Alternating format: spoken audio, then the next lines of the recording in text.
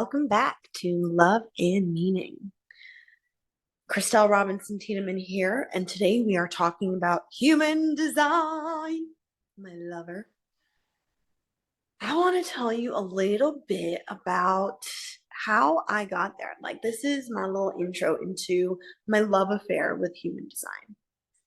It really came into my life and saved my life, is how I like to put it. But there have been a couple of points in my life that I feel like I've been saved. Human design was a really big one. It was a really big one. So, yeah, here we go. How should we start this? I'm going to start by saying this. I have ADHD, okay? And I'm sure many people with neurodivergence can relay the various challenges that come with that being a child. The big one for me that I didn't realize was happening, the subconscious conditioning that occurred from my child brain, was I really learned from what I was taking in from my environment, the way that grown-ups were reacting to me, and the constant redirection I was given, the constant no's, get down from there, stop it, do this, don't do that. I really developed this belief that I'm stupid. And that has been very shocking. People in my life, whenever they hear me say this, as I started to share recently, they're shocked. And what's hilarious is I just thought this was a fact. It is so interesting. It is very interesting, friends, what our child brains decide and believe to be true. But I just thought this was a fact. I was really under the impression that I was stupid, and it wasn't until actually pretty recently that I have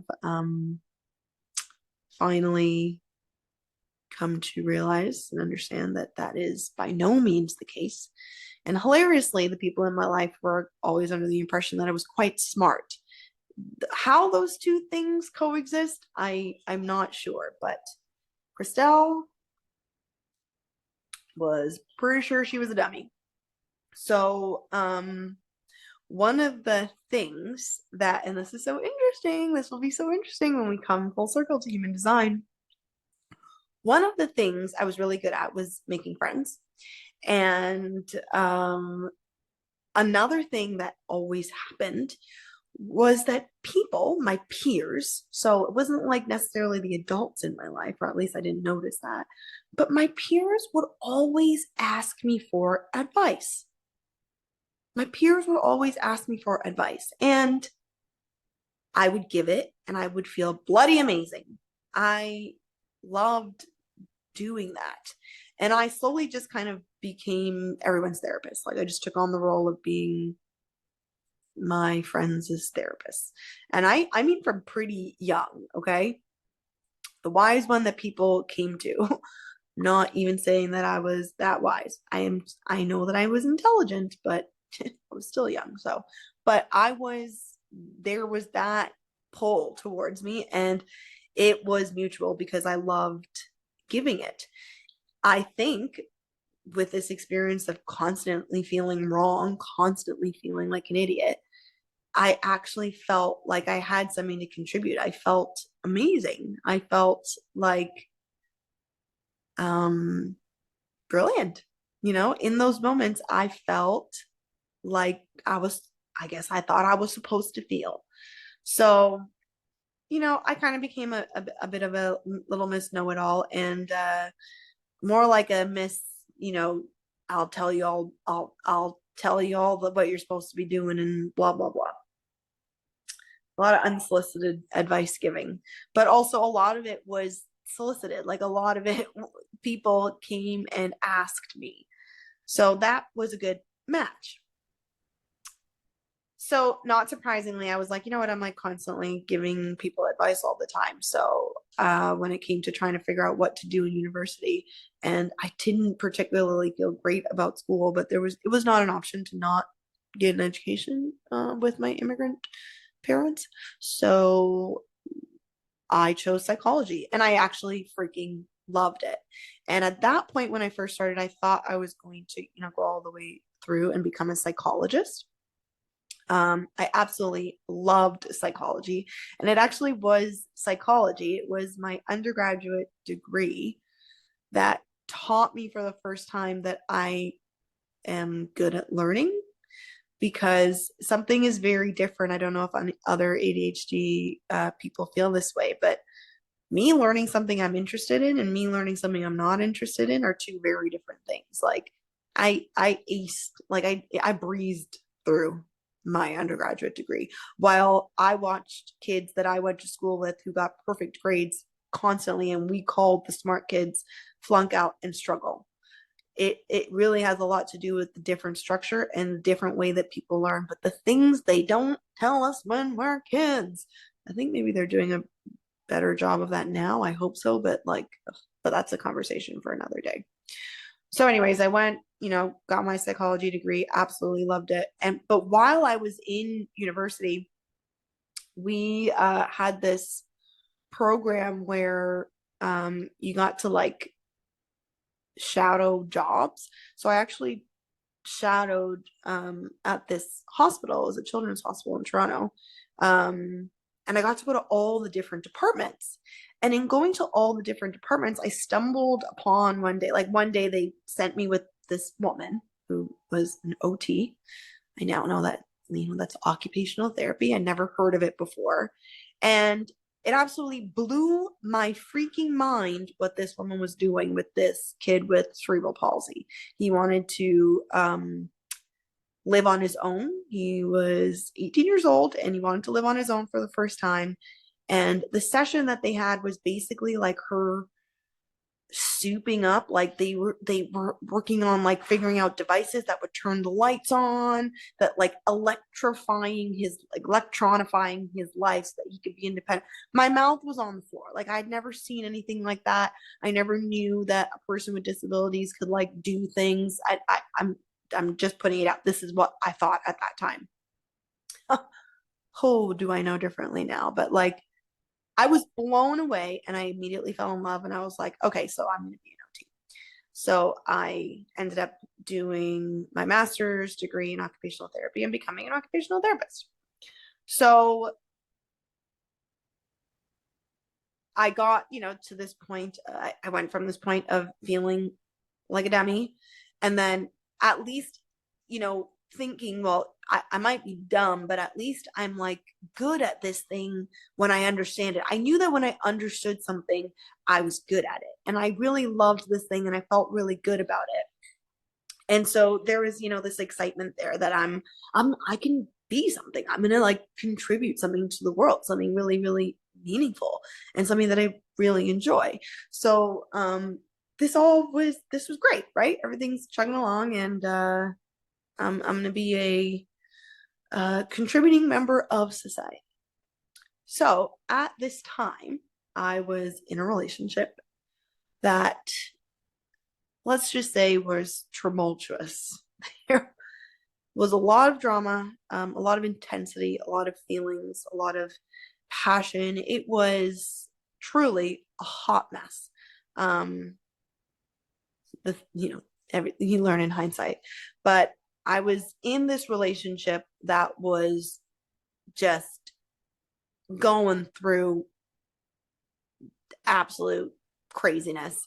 And eventually, maybe we'll talk about that at another time, but eventually that relationship ended after I don't even know how many times we got back together, broke up, got back together. It was very dramatic and very unhealthy, and really a toxic dynamic between the two of us. I will say that this person is a very good friend of mine today. We have both grown quite a bit, but it was an unhealthy dynamic. There were a lot of things that I didn't know about myself and boundaries and my worth, and just a lot of naivete on my part. Anyways, so this was all happening at the same time that I'm in university, okay, that I'm in my master's degree. And this breakup damn near killed me. Like, damn near killed me. I went into an extremely deep depression, and I don't even know how I graduated, but I did. And like by the skin of my teeth, I did. I don't know how, but I went into a very dark place in my life. And with the grace of some very pivotal people in my life, one of my mom's best friends, my best friend, and the universe being on my side, a series of events happened that introduced me to a book called You Can Heal Your Life. And after Louise Hay and her angelic brilliance was introduced to me, it kind of opened up a passageway inside of my mind. And I decided that I was going on a journey to seek happiness, because at that point, I didn't feel that. I didn't understand that. I thought it was this person who was no longer in my life. I didn't even realize at that point that happiness was a thing that came from inside of you. So at the same time as I had found this like career that I was so ready to jump into, the most painful and difficult thing happened in my life. And it wasn't just the breakup. Let me say, the drama of that relationship and how it ended. There were so many series of events that happened around that time based off of the choices that I was making in the emotional state that I was in, that led to some things that were extremely challenging. One of those things was a fall and I smashed my face, broke my jaw, broke my front teeth. I was, dental issues for years following that. I crashed my father's car. I totaled my father's car, and how I survived that wreck where the car wrapped around a pole, I don't know, but that was definitely my first, probably should have been my first clue that I really do have a purpose here. But I came out at the time, I came out of it unscathed, or so I had thought. Wasn't quite the case. But a lot of traumatic and horrible things happened, with, serious consequences. I was fined for reckless driving. Luckily, I will say the judge was kind, but the fine was not. And I fell into a lot of debt at that point, desperately trying to pay this fine that took me like the next however many years to pay back. But it was a tough year, guys. It was a tough year. So all of that happened, but I discovered Louise Hay and started on this journey. In the final time of my master's at school, a recruiting company came and recruited me. They make this package sound absolutely fantastic. It was nothing like that, but hey, anyways, naivete. And it was to move to New York City and work for this agency. And I thought, nothing holding on to me here. So sure, why not? So I actually, was just freshly started on this journey towards happiness. So there was some light at the end of the tunnel, but surely not there. But I had this job, I have this degree, I have this skill set in the making, and a new city on the horizon. So I moved to New York City and started this new life.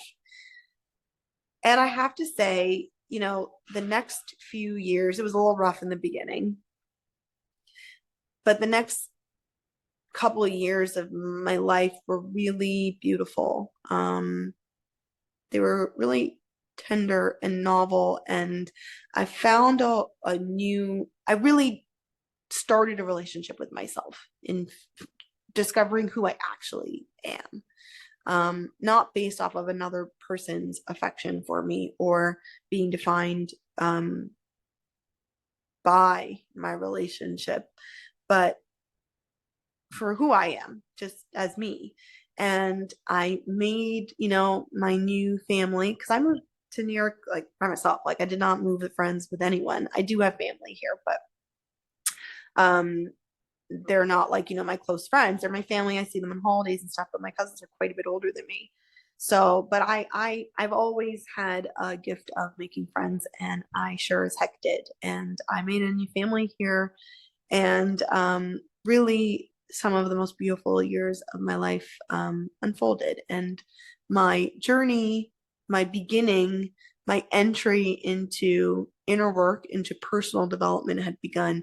And I had never seen anything like that, heard of concepts like that, and I was absolutely smitten from the beginning. Like something sparked in me. I first loved the way that I felt about myself, but I also fell in love with the actual process of inner work. Like I became obsessed with personal development, and I still am.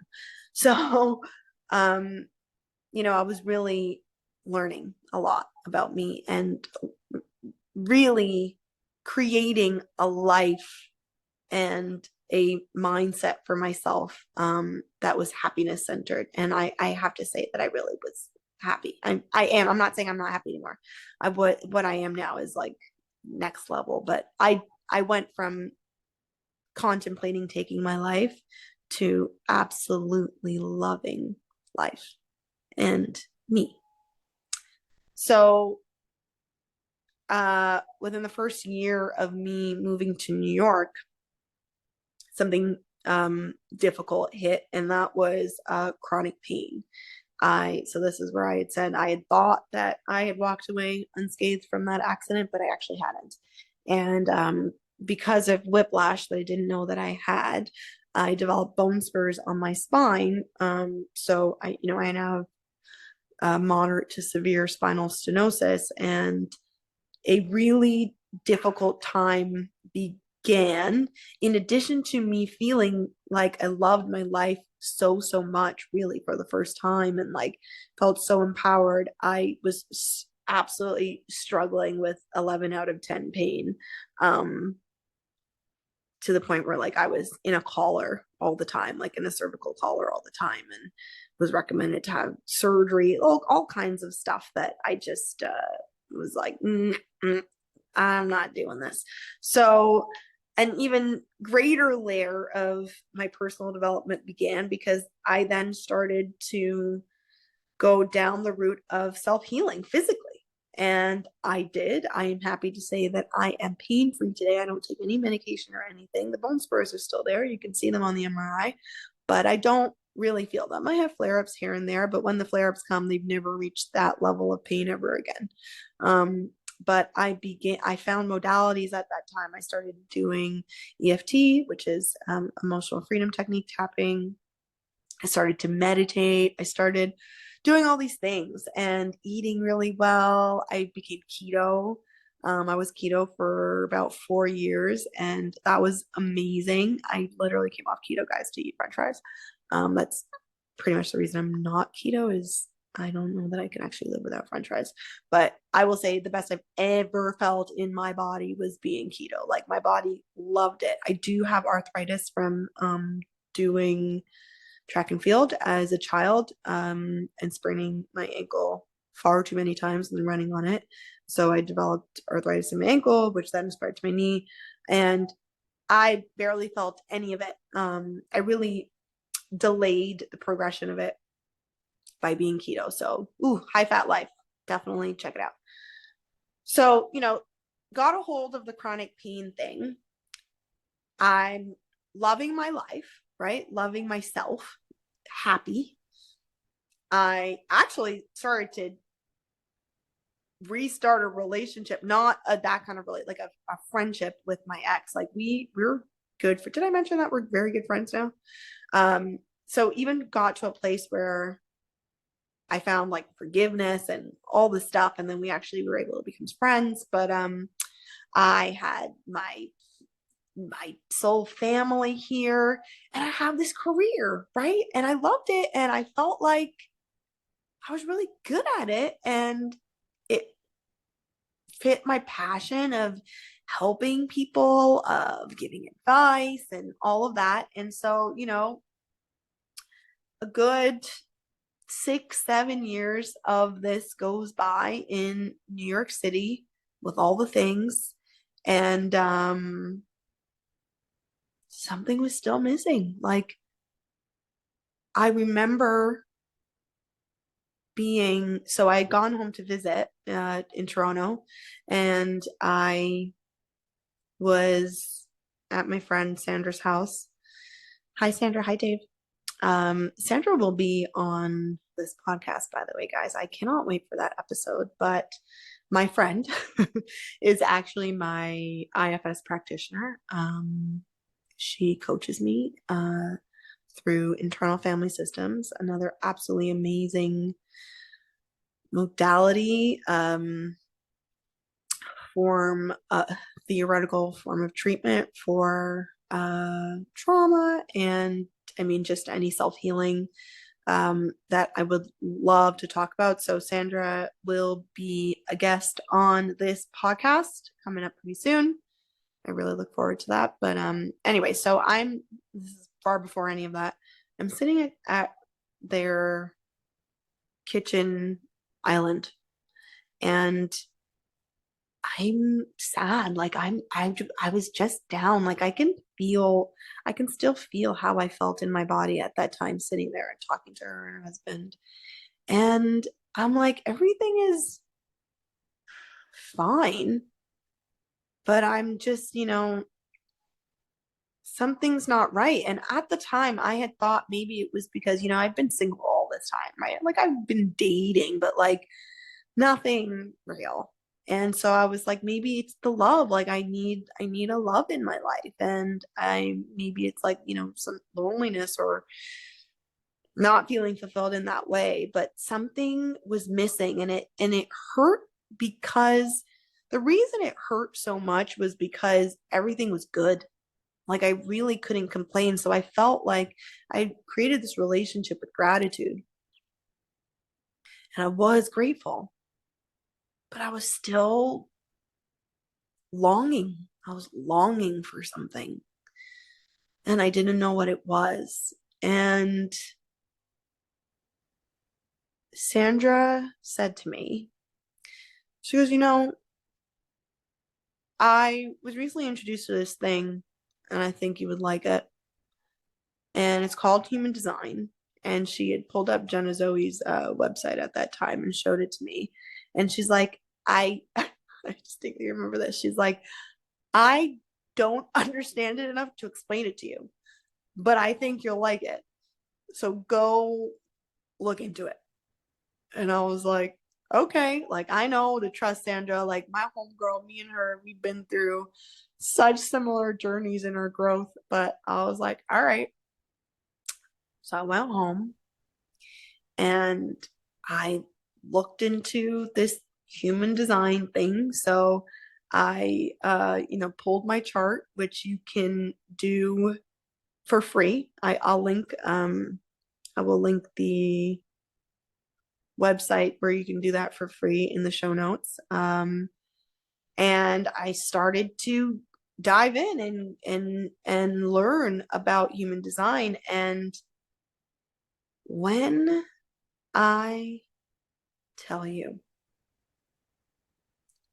what happened to me, the moment that I discovered that I was a projector and what that meant, I bawled my freaking eyes out. I bawled my eyes out. I felt so seen and understood in a way that I didn't know I needed to be seen and understood before ever in my life. The rightness of it doesn't even cut it. To say it resonated is such an understatement. in every dimension, time and space, the knowingness of the truth of this was in me. So for those of you that don't know anything about human design, it is okay. I'm going to get into that in a second. But before I tell you about what human design is. So I learned that I was a projector. It resonated beyond deeply, and I went down the rabbit hole, and like basically we can just say and she lived happily ever after. No, but I one thing I want to mention before we even get into the projector thing is that, so remember that I had thought that it was maybe what was missing was love in my life, and it wasn't. It was this true understanding of who I am and what I'm here for. But how funny is it that in my beginning search for human design, the first thing when I typed it into YouTube brought me to this woman. Her name's Mina Irfan, actually. It brought me to, I love you, Mina.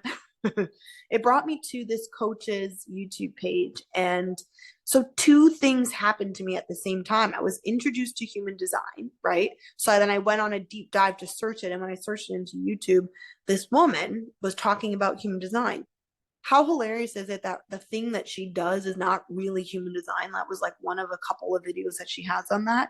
But I kind of fell in love with her. And then I started to dive deep. What she does teach is feminine energy. And I started to dive in deep into both of these things, human design, feminine energy. And the next thing you know, I meet my husband.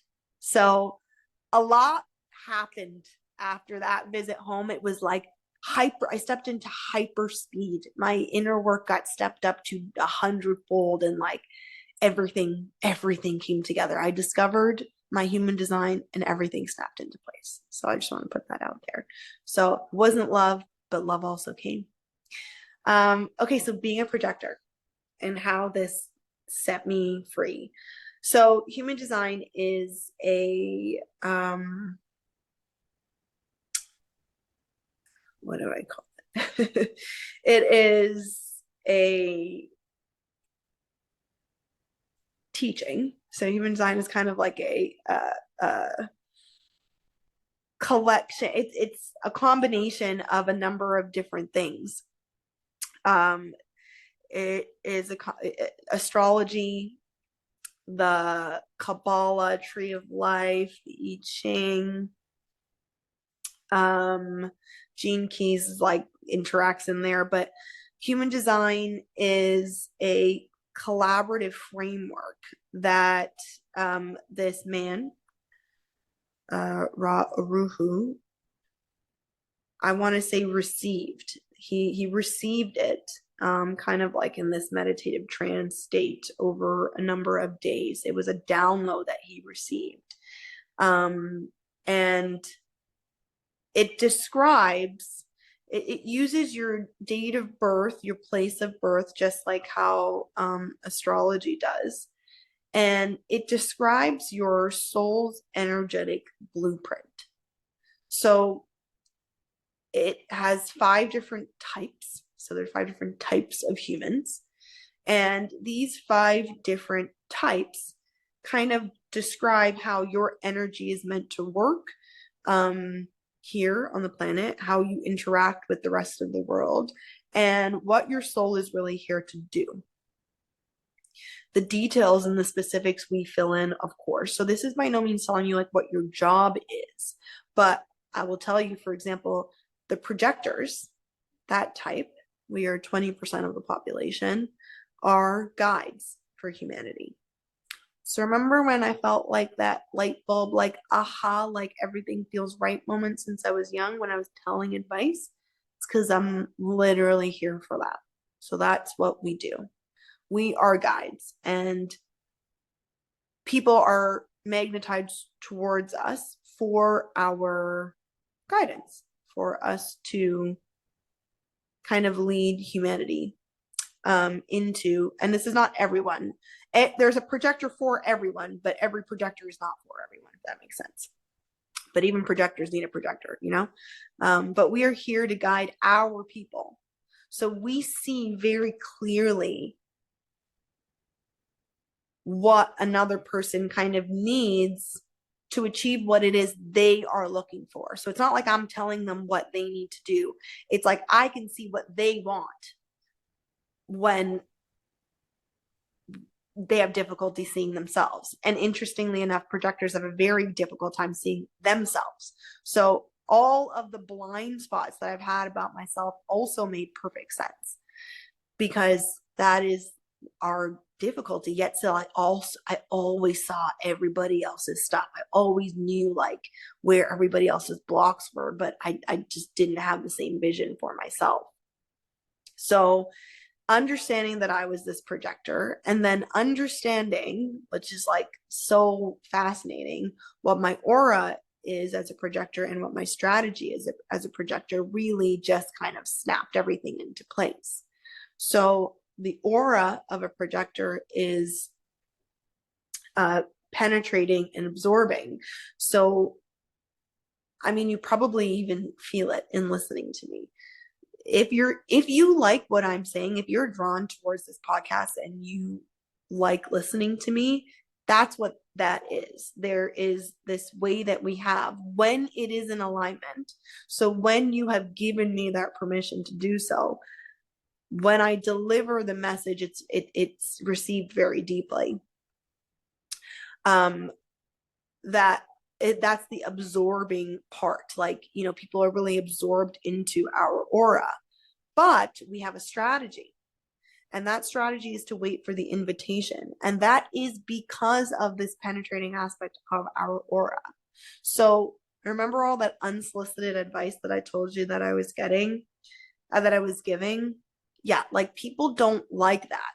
So it used to very much confuse me as to why sometimes it would kind of blow up in my face when I would share my truth. There were so many times, I think about my childhood, oh my gosh, there were so many times where like I really saw something so clearly, I would share it and I would be either shut down or literally completely ignored. It was like I didn't even speak. It's like, hello, I'm here, nothing, like no one's home. And that was because I wasn't waiting for the invitation. I was just blurting everything out at everybody, vomit in your face, like, I'm gonna tell you about yourself. So our strategy, the way that we are meant to navigate achieving our purpose as projectors, is to allow for people to come to us and request our assistance. And in that request, once that contract is set, once that consent is given, when I provide my gift, it is received like magic.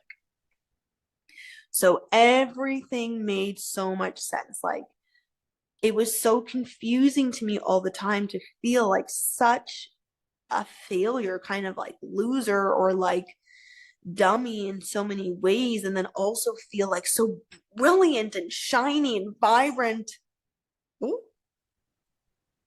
And we're dying. So vibrant at the same time. I might have to unplug this mic and plug in the charger, so I'm sorry if the sound is going to be shit right now, but just bear with me. So what was I saying? Yeah, so like this really variant experience of how people would receive me. Like, all my friends wanted my advice and like couldn't get enough of it. And then sometimes I would share and it would just like blow up in my face. But that penetrating aura of mine, if you think about that, like, hello, think about that penetration, no consent. Yeah, not good, right? It is so important for us to receive that invitation in order to provide our gift. And I was a ball of tears and relief and just feeling so like I got it for the first time, really. Because that what it is. That was this really variant experience of my life. The other aspect of my design is my profile. I am a 4/6, and the profile describes kind of the role that you play in terms of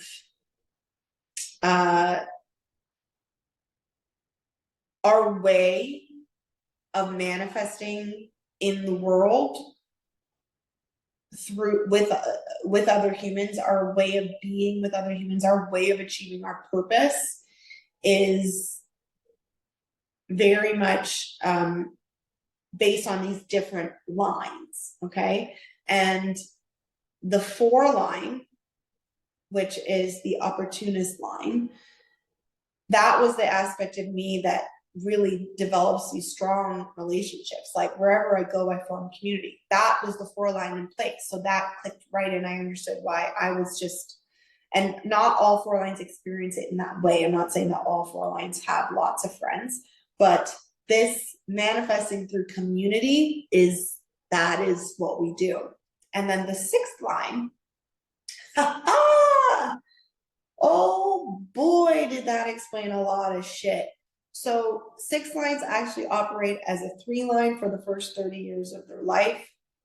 The 3 line is the martyr, and the 6th line is the role model. Let me tell you how I was both. How I have been both. I'm at a stage in my life where I really do operate more out of the role model aspect. And we'll get into this more in another time, but I will tell you this. The martyrs, the 3 lines, so for all 6 lines out there, for the first 30 years of our life, operating as a 3 line, we are learning through trial and error. We are the gotta fall flat on your face people, let the ground hit you and learn, and then get up and go forward and stumble again. Like, we learn through some hard lessons. Like, we're also real livers of life. Like, we just have to jump off that cliff with a parachute, like, or not. That's us, you know? And that was my experience. I was like, why have I experienced such challenging things in my life? I was just like, my gosh, why do I have to? My mom used to say, you have to burn to learn. This used to be one of the things that she would tell me, because she just didn't understand why. Like, I just was constantly getting into stuff. But how right was she? I used to think of it as like, what an insult, the way that she would say that about me. Like, I was just so hard-headed, but I wasn't trying not to. I wasn't purposefully trying to get myself into trouble. I just was drawn towards things in life, and I just didn't, somebody simply telling me not to do something was never enough for me. I need to experience something and learn for myself. And that is very much the 3 line experience. And so learning that in a human design reading was like mind-blowing, because it explains so much. And then also all of this was happening after me turning 30, and all of that had kind of slowed down. So I saw myself stepping into this stage of my 6th line, this role model. And there are different stages of the role model that I won't get into, but I was past that kind of simply trial and error point, where I was really analyzing, reviewing the results of the experiment, and putting the pieces together and learning. And that I am definitely here as the role model. So I teach, I learn through experience, and I teach from my experience. My wisdom is my life experience. And how beautiful is it? Because for a person who, if we go right back to the beginning of this episode, who thought that they were stupid for most of their life, I saw my intelligence. I saw my wisdom. I really understood my wisdom for the first time, because the wisdom that I have is so irreplaceable. It is not something that anybody can learn in a book. There is no degree for what I have. It's what I lived. And in my life, there are endless lessons that I've been able to extract, and it's priceless. And I value it above anything else. And I will, for the rest of my life, preach on the high mountain how the greatest form of wisdom, in my opinion, is life experience, and that we are all wise. So this, judgment of intelligence as strictly based off of the educational system, it is so lacking and false. I think that as a society, we're starting to move away from that a bit, but human design was the place. Learning my design was where I really got to start to see how wise I truly am. The last parts that I will share about my introduction to human design and my coming home to myself and my really feeling like everything made so much sense. I'll talk about my conscious sun and my incarnation cross. So there are these two other aspects of human design. Not that there are only two more aspects, but these are the two other aspects of human design that just really kind of blew me away. Let me see if I can plug in the microphone again. Let's not. We're still only on 5%. So your conscious sun, it describes your soul's purpose here on the planet. So this incarnation, this time, in the flesh, my soul is old and our soul has many human experiences, but in this human experience, my conscious sun describes what I'm here to do. And my incarnation cross describes how my soul is here to do that. So my conscious sun in human design is the gate of mystery. And that gate is all about finding truth through inner knowing. My entire life until this point, and it will continue to be so, has been this curiosity about what the heck life is. Living it and feeling it, experiencing it to the fullest, and being able to answer these questions of inner drive and just kind of existence. So the way that my brain has even worked, like through Gate 61, like these people, we get downloads just like in the knowing of us, like straight from the core of us. And the things that come to us, we just kind of know. And oftentimes I found myself in this place of knowingness, and I know that has a lot to do with my spleen as well. I have a splenic authority. The authority in human design is how you make decisions. The way that the splenic authority works is you have these random knowings and nudges that just kind of like come in like a whisper and then go. And my whole life, it's been like that I had these nudges towards things. I would ignore them and then shit would blow up in my face. Nudge towards something, ignore it, because I was taught you use your head, but my head never knew the freaking answer. And this other aspect of me that I didn't know how to describe always knew, and I never listened. When I started listening to that aspect of myself, shit started to go really, really different. So even learning about my authority was mind-blowing because I knew it. A lot of people describe, now that I've been doing readings and working with human design for a while now, a lot of people ask me, like, how do you know when it's a splenic hit? Like, well, how do you know when it's your splenic authority talking to you versus just like a random thought or something? And interestingly for me, I never had to question that. I knew when I heard it right away for the first time, I was like, I know that, because it was always loud. And I wonder if that's the interplay of me having my conscious sun in this gate with these inner knowings and also having splenic authority. I don't know, but I get these downloads and I don't know where they come from, but they also didn't always come in fully. Like they would come in pieces. And you guys will even see, like while I'm talking, I'm often forming the thought in the moment. Like it's not even fully formed, and it will form as it comes out of my mouth. And sometimes it's not even fully formed, you know, for days, months, whatever. Like things come to me in pieces. And that used to frustrate me when I was younger, because we were also taught that we're just supposed to have an understanding of something right away. But that was never how I worked. But let me tell you, when the pieces came together, the level of understanding that I have, nobody can touch it. Like it's beyond, it's a no way now, you know?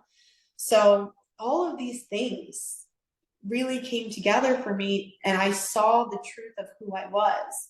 My incarnation cross, I think actually I will read that to you guys. Let's end on that.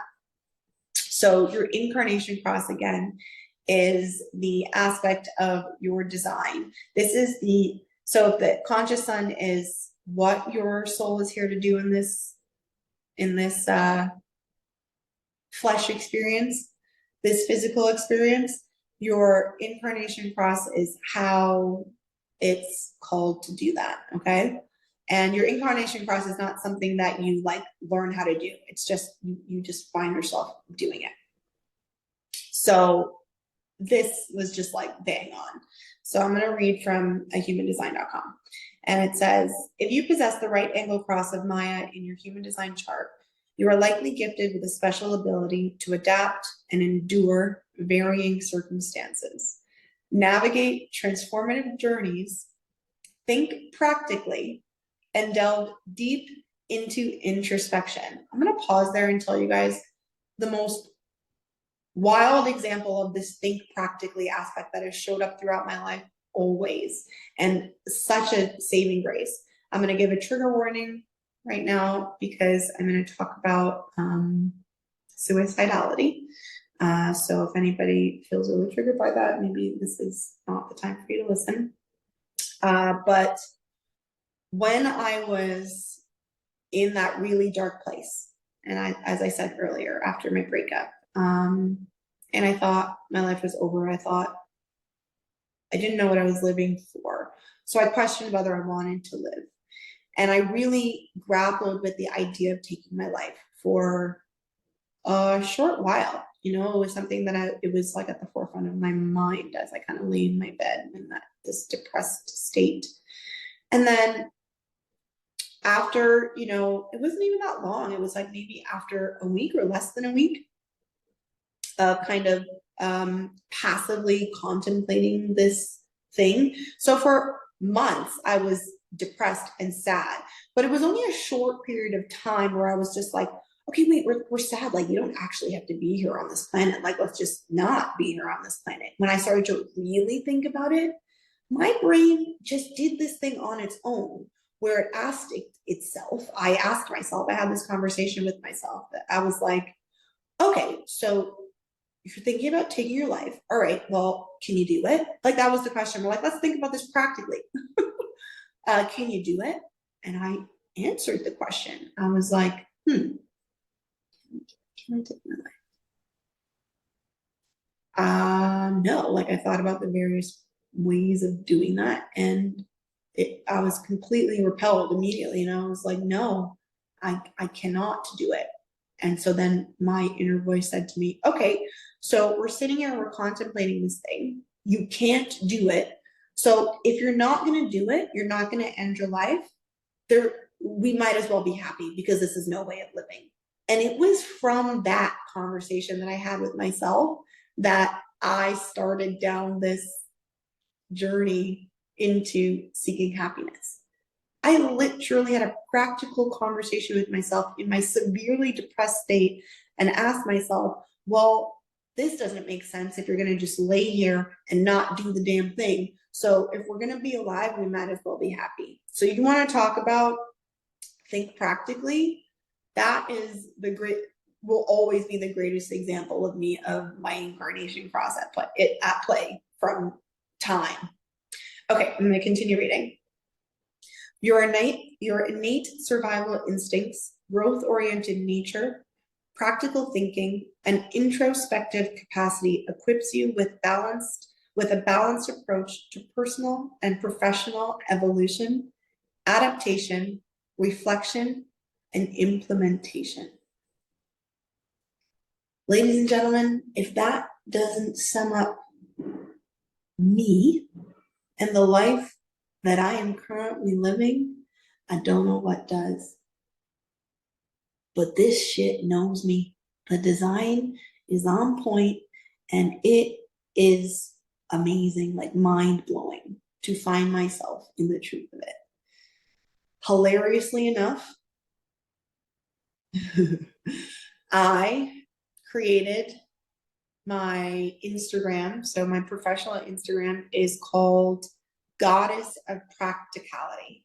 And it is exactly because of this incarnation cross. And it is because of the practical nature of how I approached inner work, how I approached healing, how I approached life really before I even knew that that's what I was doing, and now on purpose. So if you guys want to check out my Instagram, please do. I'll also link that in the show notes. Goddess of Practicality. But yeah, that is my journey, folks. That is my introduction to human design, my coming home to myself, my falling in love with myself. I want to say that, like, the compassion. I had never felt love and compassion for myself in that way before. I was made this way, and I was made this way for a reason. And you were made a certain way, and you were made that certain way for a reason. I have something to contribute. We all have a magical creativity within us to contribute. But society does not always tell us that that's okay, that we even have it, that that's possible to be successful, that you're allowed. We are taught to look for permission to be who we are, in addition to being told that who we are is wrong. There are obviously, like, wonderful aspects of my life and wonderful people that I met all along the way. So it's not like everything was horrible. I'm sure you understand that that's not what I mean, but it was until my 30s that I really understood that there's not a gosh darn thing wrong with me at all.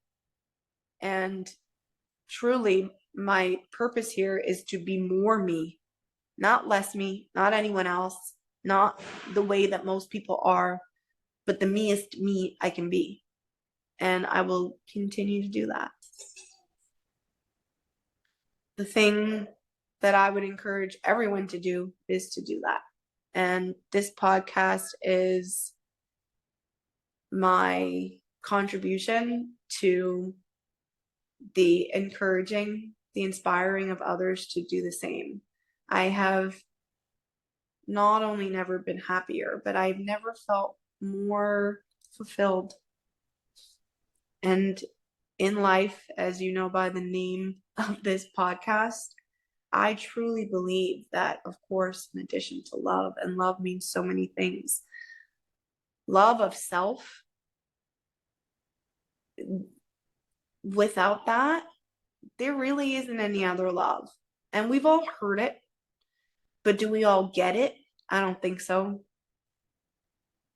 Love of self involves acceptance of self. Like, the idea of the wrongness of us is not loving of self.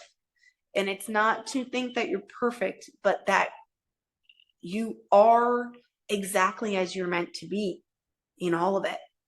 That is the love. Like, that really is it. Just the seeing of you as you, and every aspect of that is okay. And your choice and your prerogative to hone and deepen and understand. So that's the love. And then the meaning, without purpose, there is a reason I was drawn towards OT, right? occupational therapists, our focus is function. That is what this woman, when I saw this woman for the first time, she was helping this young guy function independently, when what I thought was that we were told that that was not a possibility for somebody like him. Oh, it was. And she made it happen. Meaning, like, that is meaning in a career. And that was what I was drawn to, right? And then here I am on this path, my own entrepreneurial path. And it really is about delving into and wrapping your arms around the meanings that we make in life. Having purpose and meaning is what creates a really fulfilling and happy life, in my opinion. In my humble projector opinion, of course. All right, I have rambled on long enough. I love you all. Thank you for listening. I will do another episode where I actually go through. I was inspired by my coach actually for this, who did an episode on her podcast, kind of taking someone through their gene keys. I will do an episode where you pull up your chart, we'll do it together, and I will take you through like a really brief and easy overview of understanding human design. I think that'll be really, really fun. So maybe if you need to go and listen to that one and then come back to this one, you can do that. And then this will make a lot more sense. But yeah, human design is awesome and I love it. And I hope you love it too. Okay, I'll see you later. Bye.